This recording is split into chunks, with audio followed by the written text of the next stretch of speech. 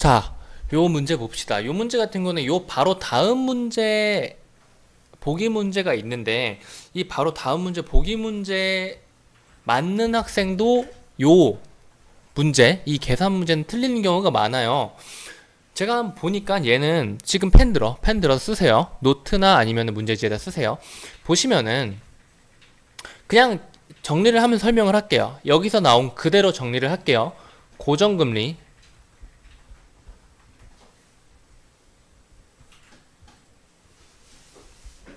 물가 상승률,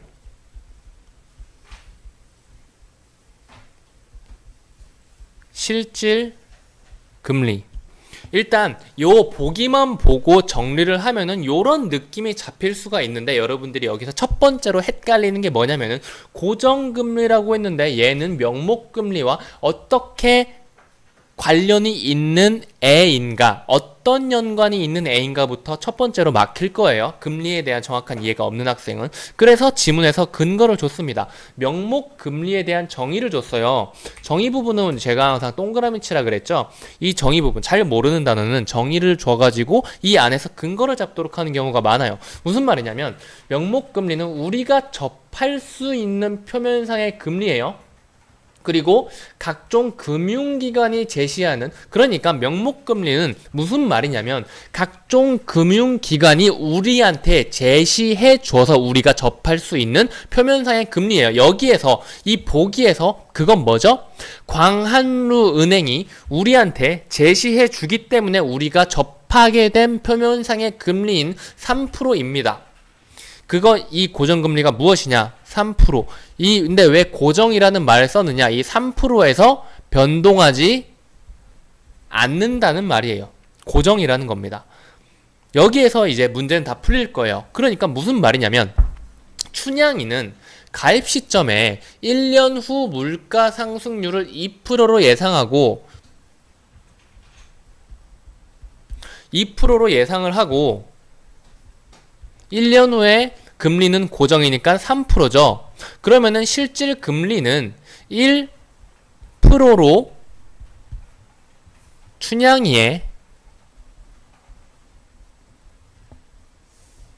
예상 실질 금리는 1%, 그러니까 춘향이가 실질적으로 이득 본 건 1%라는 말이에요. 그런데 1년 후에 돈을 찾았어요. 1년 후에 돈을 찾았는데 물가 상승률이 4%예요. 그러면 실제로 돈을 넣어놨을 때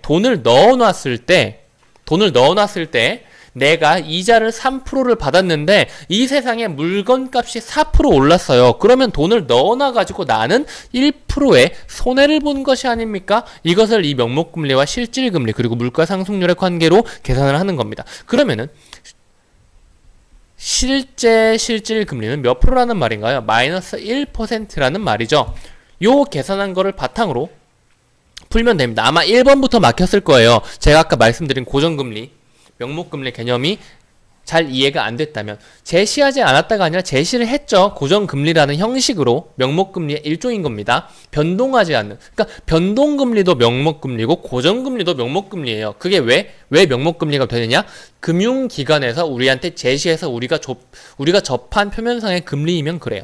자, 2번 실제 돈을 찾는 시점에 예금의 실질금리는 1%가 아니라 마이너스 1%였습니다. 예금의 실질금리가 춘향이의 예상치보다 낮아졌네요. 맞았네요. 광한루은행은 춘향이에게 높은 실질금리를 보장하지 않았죠.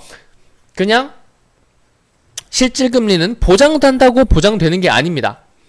여기에서 말하면 광한루은행은 명목금리만 보장을 했을 뿐이죠. 광한루은행에서 실질금리를 보장을 했다면은 그 어떤 물가 상승률에 비해서 몇 %의 금리를 더 얻어갈 수 있도록 광한루은행은 약속을 해 주었다라는 말이 나왔어야겠죠? 보장하지 않았습니다. 명목금리만 준 거예요. 5번 광한루은행은 예금 상품의 명목금리 중도에 바꾸지 않았어요. 고정금리라는 말이 있었기 때문에 중도에 바꾸지 않았다는 게 명확해집니다. 그래서 답은 3번이에요. 아시겠죠?